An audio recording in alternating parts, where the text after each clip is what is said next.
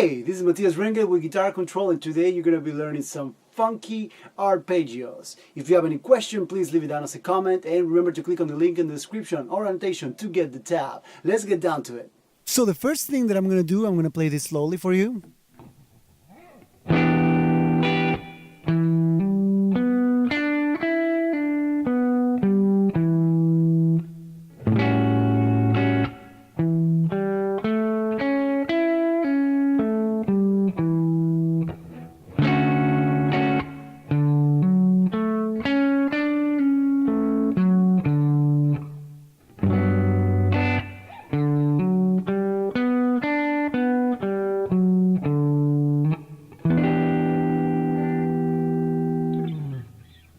So what this is just, I'm just basically playing arpeggios of the chords. I'm just arpeggiating the chords in a very close way. So I am not moving a lot. I am voice leading the arpeggios. That's what I'm doing, and I am choosing inversions of the same chord in positions that are very close to each other. So, for example, the first one that I'm playing is an E minor 7, and I am just playing E minor.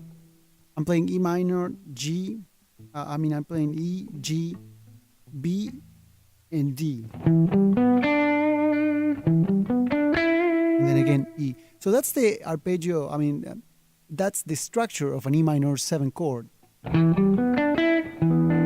you play an E minor 7 and you name all the notes, you're gonna see that it's an E, G, B, and D.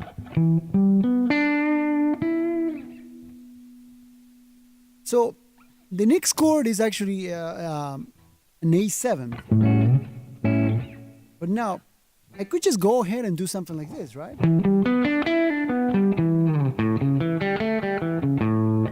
It totally works, yeah. It's just not as smooth as me doing. This one is clearly, the voices are closer to each other, right? So that's the whole point of this, to choose arpeggios and to choose inversion of the arpeggios that are close to each other, so it sounds smoother and it's easier, and it's also going to be great for making melodies, because you don't really want to be, when you're improvising a solo, you don't really want to be doing something like,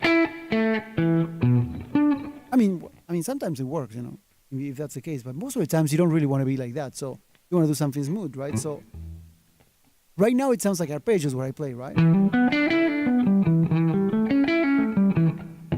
But you could make up melodies. You can play melodies with that. You could go like.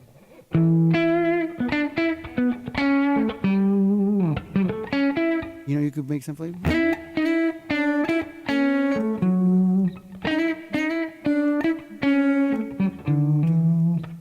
And it no longer sounds like an arpeggio. It now sounds like a melody, and that's it. That's the whole point of this exercise. So that was the first chord that I was playing. Then I was going to an A7.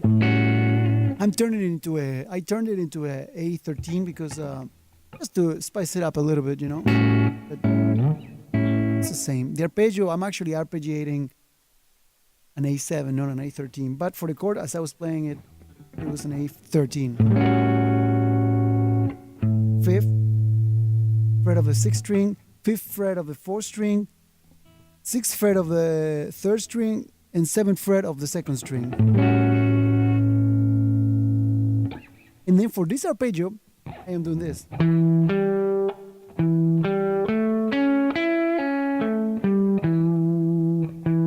See, so I'm going 7th fret, 5th fret, 7th fret, 6th fret, 9th fret, again back to the 6th fret, 7th fret, and instead of going here just for fingering purposes, I go into, it's the same note, I just play it here. I don't know, it just sounds a little bit different because this is a 4th string and this is the 5th string, so it sounds a little bit fuller. But choose whatever you want. And so the arpeggio is starting with it's starting on the it's a second inversion of an A7 basically. So I'm starting the arpeggio on the D. An A7 chord is basically made up of an A, B, an A, I'm sorry, A, C sharp, E, and G. And I'm starting the arpeggio on the second inversion, which is E. So that means that I will be playing, if the normal A7 chord is A, C sharp, E, G, if I start on the second inversion and I start on E, it means that I'm going to go E, G, A, C sharp, right? Because I'm following the structure of the A7 chord, which is A, C sharp, E, and G. And if I start somewhere and keep following, keep repeating that structure, is if I start on E and repeat the structure, it's going to go, I'm going E, G, and then I have to start all over again. A, C sharp, you know? So that's what I'm doing. I'm starting here and I'm going E, G, I start over, A, C sharp, E, and then I go back. But you can keep going, of course, you know. I mean, I am just doing it. But I mean, you could keep going. You could go.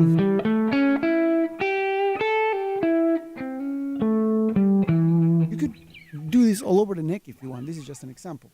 But anyway, after that, I go into a D major 7. And I do a popular D major 7 arpeggio that most of you know. Maybe perhaps you know it here.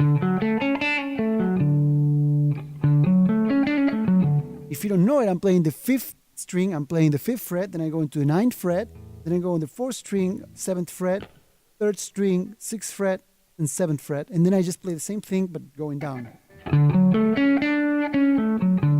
Okay? And then finally I play the G major 7 chord, and I play... I go in the second inversion once again because it's the closest one to all of the other ones that I was playing. So for this one I'm playing, it's actually very easy.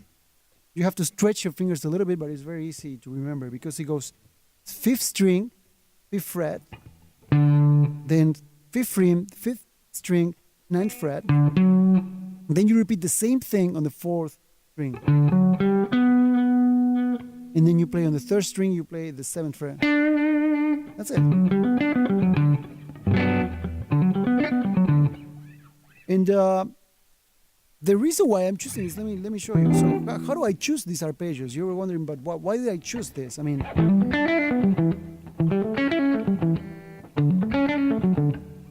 you know, I could have chosen any arpeggios. I mean, any inversion, anything, and I chose those ones. Well, I mean, this is gonna come more to taste and more to like personal choice. But if you wanna know, I try to choose the one that is the closest one and sounds the best. Sometimes you're gonna have two options. Sometimes you're gonna be in between two options, and right there is where personal choice comes in, and you're gonna choose the one that you like. But for example, if I start here, I could have also gone to this one, you know, which is the first inversion of A7, or I could have just go to here.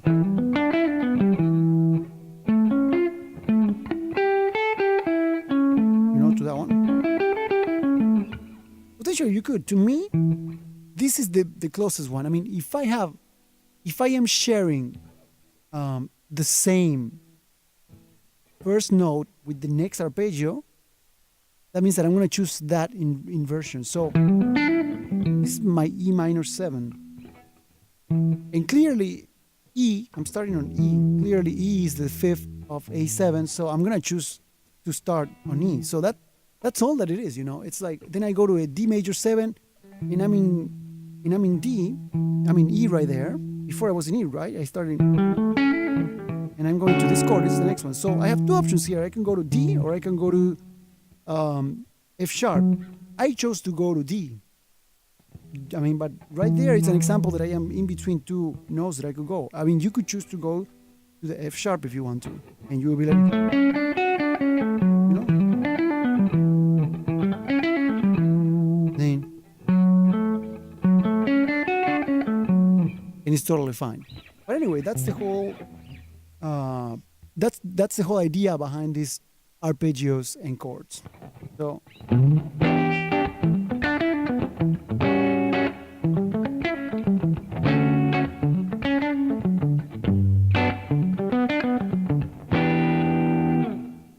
Now what I'm doing with my right hand, I am muting it a little bit so it gives a little bit of a funk in there, you know, but you can totally play with distortion if you want to play it in another style. But I am going a little bit more like funky, you know.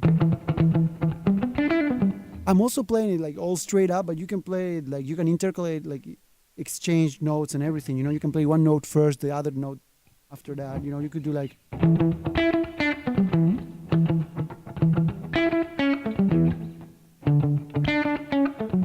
something like that, you know. You could like totally come up with your own thing. I mean, I was just showing you the basic thing, but yeah, I would love to see how you can create your own licks with these arpeggios and how you can expand this theory more and more and more to suit your playing. And that's all for this lesson. I hope you've enjoyed it and that you're able to incorporate more arpeggios into your playing. Please, if you have any questions, leave it down as a comment. And remember to click on the link in the description or annotation to get the tabs. Very important, get the tabs, guys. And also, don't forget to subscribe to our Guitar Control channel for daily guitar lessons. Thank you so much for watching.